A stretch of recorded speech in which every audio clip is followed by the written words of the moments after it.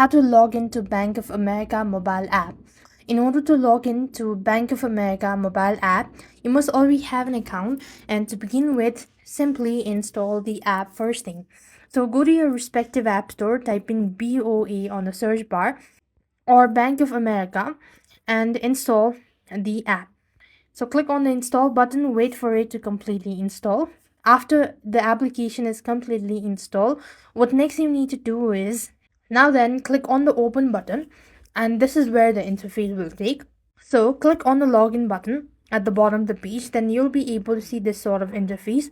So click on accept. Now you'll be prompted to enter in your user ID and then the password. And once you're done entering the following information, you'll have logged into your Bank of America mobile app successfully.